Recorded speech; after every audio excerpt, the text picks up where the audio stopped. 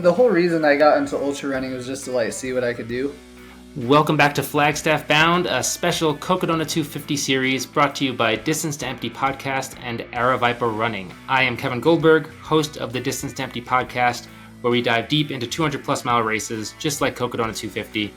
As always, I'm joined by our legendary co-host, Peter Noyes.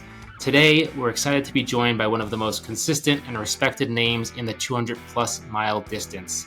Mike McKnight. He's won more 200s than anyone. He's helped shape the strategy for racing this distance, and now he's lining up again at Cocodona 250 with more experience and more perspective than ever. Mike, thanks for joining us. Welcome to the show. Thanks for the invite. Thanks for the introduction, too. That was very flattering. Hey, we try to hype our guests up as much as we can, and you deserve it. So you, like I mentioned, you've raced Cocodona before. I think we've got 9 Cocodona starts between the three of us here, if my math is correct. What's drawing you back to the course this year? Is it unfinished business still? You won the race in 2023. Are you just excited and love this course to get back out there? What's the drive right now? It's a few things, honestly. I mean, just in general, and I'm sure both of you can attest to this, but within the ultra running world, there's different communities. You have your Badwater community. When I did Badwater 2 or 3 years ago, I showed up and I didn't really know anybody. I knew a few people, but that community, it's just a different community. And you got the backyard community, you have the 200-mile community.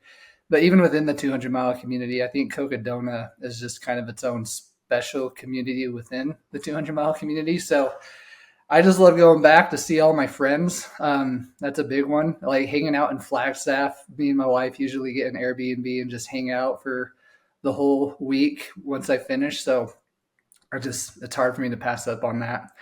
But specifically this year, I have won it and I did set a course record, but for anyone that followed it that year, the first 70 miles were kind of hell for me. And that's kind of the general theme every year I've raced this race. So even though I won it and set a course record, there was still, I feel a lot that I left out on the table. And so until I feel like I've executed as close to every single moment as possible of that race, I got to keep coming back until that happens. And then this year in particular too, I've always wanted to race Courtney Dauwalter, and I've never had that opportunity. So when I saw her name on the list, that intrigued me a little bit more because I was planning on taking this year off, but then I changed my mind. Yeah, it's going to be really, really exciting with Courtney in the race this year.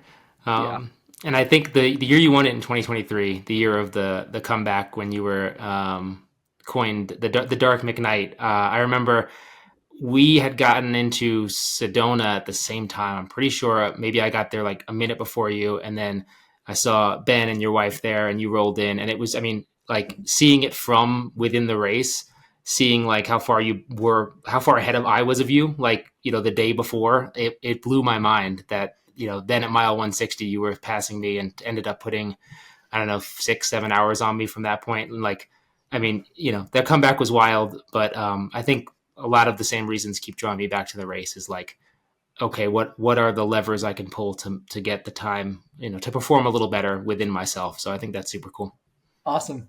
And this is a little side note, but I still remember when I can't remember actually if it was right at Sedona when we connected or if it was at Flagstaff at the finish when you said this to me, but you told me at some point that you were watching me come up on the tracker behind you and you kept telling your pacer, I'm not letting this effer catch me or something like that. I think before then you and I haven't really talked much. We did a little bit, but after you said that made me laugh. And I don't know why, but I remember that. Yeah, sure. I was trying to hype myself into believing it, but at that point you had been catching me for a long time. It was a fun year, but yeah. I hope there's no comeback this year, basically. Yeah, I think you actually passed me about a half mile from Whiskey Row. And then you ended up putting 25 hours on me. Oh, were you in the section between Camp whatever and I guess it used to be called Friendly Pines. So Yeah, Yeah. I was on the road, literally starting the downhill to Whiskey Row, Oh, and you okay. just came flying by me like I was standing still. It was a fun year, but I hope there's no comeback this year. I hope it just all clicks. Yeah. So you talked about Cocodona almost standing on its own in this 200 community or space, and obviously you've done Moab, Bigfoot, Tahoe, and others. I guess what really stands out to you about Cocodona? What makes it different? Is it the vibe? Is it the challenge? Is it just the competition? Yeah, all of it. I mean, yeah, all of it. Like it's Jamil and Steve and the whole Aravaipa team has just done an amazing job at making it such a premier race. Um, and I think the live stream has a lot to do with that. Like it's I don't know if you've seen the movie The Chase yet, that Aravaipa put out, but there's a line in there. I think it's Stream Bean where he says like, I don't have this need to prove anything to anybody, but I think there's a lot of ego deep down inside all of us, or something like that. And so like, it's fun to be a part of the live stream, you know. So I think that's a major draw for a lot of people. And like, even if you're not trying to compete, like there's a major difference for your family and friends who are watching the race, like between watching a little dot move along this line slowly for 2 to 5 days versus like seeing live footage of the race. And like, I've had people tell me that I'm friends and family with that follow me during the live stream, but then they say it's just so enthralling that they watch it until it finishes and watch everybody else. So there's just a lot of hype behind it. And then like I said earlier, Flagstaff is one of the coolest places to finish a race and just hang out and watch everybody else finish and enjoy the vibes. So definitely the vibes and the live stream, I think, are kind of the two big things that stand out for this race. Yeah, I fully agree. I think the live stream is a recurring like topic that people keep bringing up, and it's just so true. It really does raise the level of hype and makes it such more of a intimate like race and experience for not only those running it, but for everyone involved. Yeah. I did see the chase in Denver. Super cool. Congrats. That was fun. And that's part of it too, right? Like they're making like feature length movies on this race. Like it's all these things that come together to make it the special race that it is. Yeah. Um, so, you know, we talk about this topic a lot, and I don't always ask people in interviews because I think it's unique to everyone, and it is talked about so much. But given that you have more experience than just about anyone at this distance, I feel like it's appropriate to bring it up with you. Sleep management, it's huge in these races. It's asked about all the time. If an athlete's looking for a coach in 200s, like sleep is always a huge topic. So as someone with all this experience in these races, like how do you personally approach sleep? And how do you plan to sleep this year at Cocodona? I know it's kind of talked about it ad nauseum, but I'm curious about what your take is on it. I like how you phrase that question because the sleep strategy is definitely personal. Um, you're a coach, Kevin. Are you a coach too, Peter? Nope. Okay. Well, I'm sure you've had this conversation with your athletes, Kevin. Like, you can devise a plan, but at the end of the day, that plan is most likely going to change. Like, the sleep is the hardest thing to figure out. So, the way that I personally approach it, the way I have approached it in the past, is I try to make it to the second night, take a 30-minute nap, and then have that carry me through to the finish. But the more I've done this, the more I've learned, like, if you can get 30 to 60 minutes that first night, and I mean, you saw it in the chase, Stream Bean wasn't able to do that, and he just slowly deteriorated. While Jeff, he got that nap, and he was able to consistently just keep plowing along. So if you can get that 30 to 60 minutes on that first night, like from a melatonin production standpoint, like you're very well off. So I'm going to try to do this. I haven't tried it in the past, but this first night I'm going to try to sleep, this year at Cocodona on the first night, I'm going to try to fall asleep for 30 to 45 minutes between 2 and 4 a.m. or as close to that time frame as possible, because that's, what do they call it? The witching hours. Like most people in their lives have experienced staying up till midnight or 1 a.m., like New Year's Eve or whatever. Most people have had times when they've had to get up at 4:30 to like have an early day or whatever. But that 2 to 4 time frame, like most people are usually sleeping. And so I'm going to try to sleep for those 30 to 45 minutes. And then I'm going to try to do the same thing the second night for 30 to 45 minutes and then call it good. But I mean, obviously, the longer you're out there, the longer you're going to need to sleep. That 30 to 45 minutes might go from 60 minutes to 2 hours. If you're out there a fourth night, that's probably going to be 3 to 4 hours. Like the longer you're out there, the more sleep you're going to need.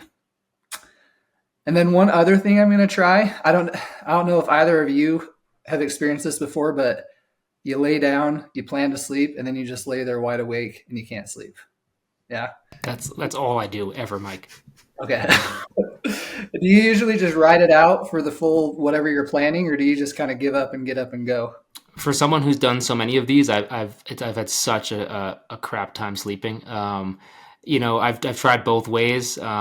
Lately, I've done more of like, hey, I'm going to be down here for 30 minutes, even if I don't sleep. Like it's a planned downtime. Instead of like getting up and pushing through. So I'm leaning towards that again, because it's like, hey, some horizontal time might be better than nothing. But yeah, I've really struggled with it. Okay. Did that help? Like, because the reason I asked, I think so. I think there might be a delay. Sorry. No, you're good. I think it's helped. I lay down for a while and then I get up and I'm moving better afterwards. It's hard to say if it helps like long term. Is it helping 10 hours down the line? I don't know. Okay. Because that's part of what my plan is. Because that's my issue. Like I try to sleep, I can't fall asleep, and I'm like, okay, I'm not going to waste 60 minutes. I'm going to get up and go. And that's kind of how I am in my day-to-day life. Like if my alarm's set for 6:30 and I wake up at 5:30, like I lay there for 30 minutes. Like, okay, if I get up now and get my run done, I'll have an extra hour to do this, to do that. And then I end up waking myself up because I have this like internal debate on if I should get up early or not. And so something I've been trying lately, just in my normal day-to-day sleep, is like, if I wake up at 5:30 and I'm getting up at 6:30, I'm going to lay in this bed until 6:30, even if I don't fall back asleep. And that's kind of helped me like shut my brain off, maybe fall back asleep at 5:45 and get an additional 45 minutes of sleep. So what you said you've done, I'm going to try to do this year. Like I'm staying here for 45 minutes regardless on if I sleep or not. And I'm hoping that's going to help me shut my brain off and actually get some sleep during that time frame. I think it does help. You just have to really be bought in. Like, hey, no matter what, I'm not like, there's no option. Like you can't give yourself that option to go, because otherwise that's in your head and you're like, I could just save 20 minutes and just go now. Yeah, exactly. Yeah. So that's my strategy. But again, a lot of times it just results to just go until I'm falling asleep, take a dirt nap for 5 minutes, then get to the next aid station and try to sleep for 20 minutes. You got to be adaptable. Yeah, I think the hardest part is forecasting it. Like if things aren't going right, and like you said, they're almost certainly going to not go to plan. Like I've had a race where I was hoping to be out there for 80 hours and it took me 112. And like I was planning sleep for 80. So now I'm, it goes off the rails quick. So forecasting is hard. Plan the best you can, forecast even better, if that makes sense. Was that tour? Yeah. Yeah. Okay. I had a guess. Yeah. So you continue to find ways to challenge yourself. Like I know you've done 100-milers fasted. You mentioned Badwater. I know that in this lead up, you're also now a multi-sport athlete. So just curious about how all of these types of experiences shape your approach and confidence in a race like Cocodona. That's a good question. I don't remember seeing that question, so I don't have like an idea ready for you.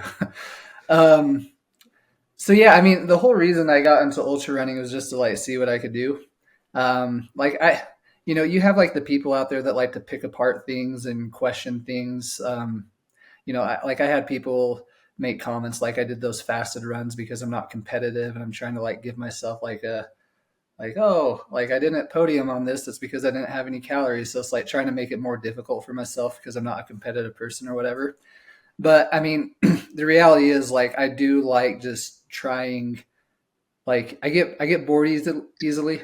Like, it's like, okay, I've done 200 miles. How can I make this different?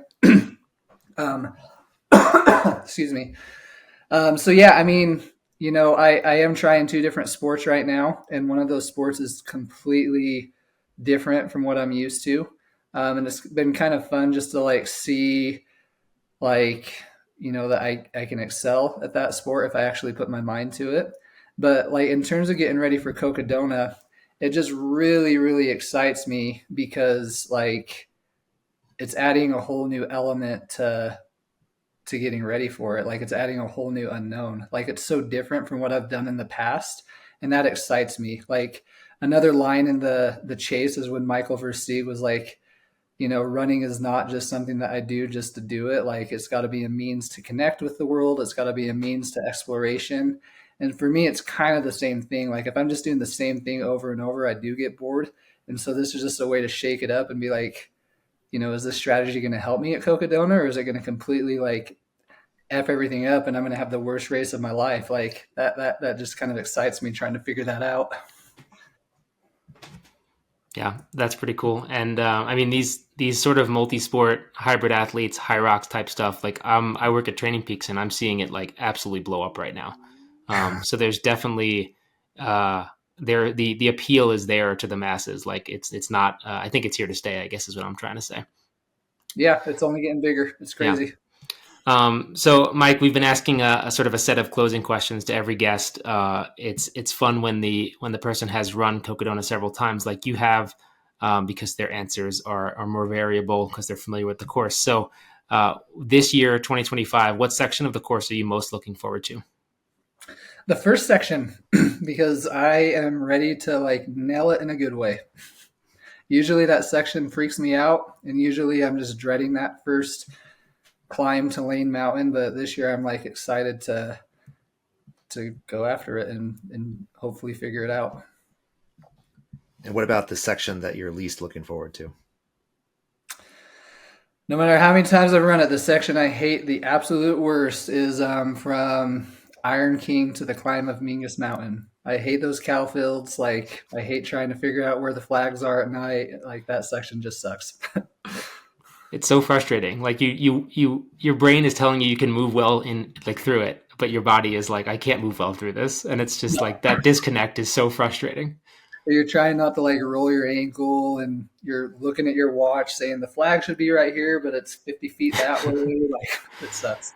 There was a moment at the screening at the chase in the Q&A that I went to where someone asked about course markings at the race, and Steve was talking about improving them, and I was the guy in the crowd who yelled out Fane Ranch. So maybe if Steve heard Cocodona, Yeah. What shoes are you going to start in this year? Sorry, say that again. What shoes are you going to start the race in this year? Oh, I've actually been experimenting because of High Rocks. Puma actually reached out to send me some shoes to get ready for my High Rocks. And when we were talking, like I told them how I'm kind of doing this dual approach and told them I'm training for some trail races. So they sent me a trail shoe that I've just started running in that I love a lot. So I'm probably going to use that. It's the Puma Nitro something, but it's a pretty sweet shoe. Nice. Yeah, I have a friend. He does For the Long Run podcast, John Levitt, and he's sponsored by Puma and like raves about those Nitro shoes. And I run trails with him here in Boulder, and he's always got them on. They're nice. They're fast, and they're light too. They're like, when I mean light, like in a color standpoint, like the pair that I have are white, so you care about that at Cocodona. And then what's an outcome of Cocodona that's not tied to results or time or placement that would make you proud of yourself? That's not tied to results. That's kind of hard. I mean, I don't necessarily need the place, but I definitely want to like,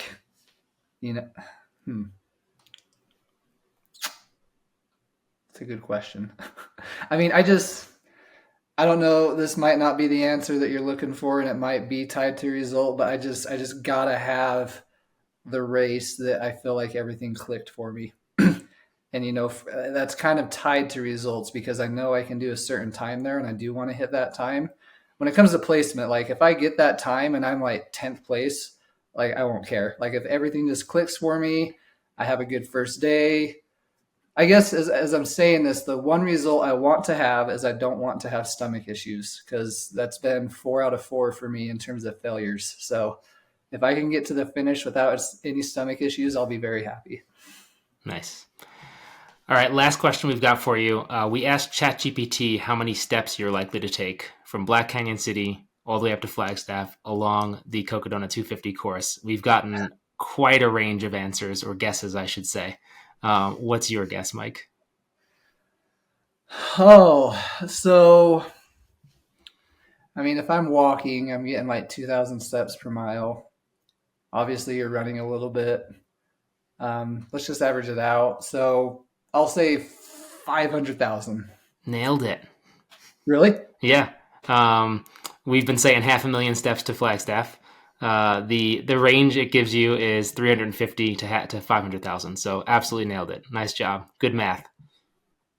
Thank you. Yeah.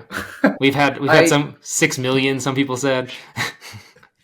No, yeah, I've been walking a lot lately with like a weighted vest. And so I have like, and I'm walking about 2,000 steps per mile. So nice. Yeah. Am I the first one to know it?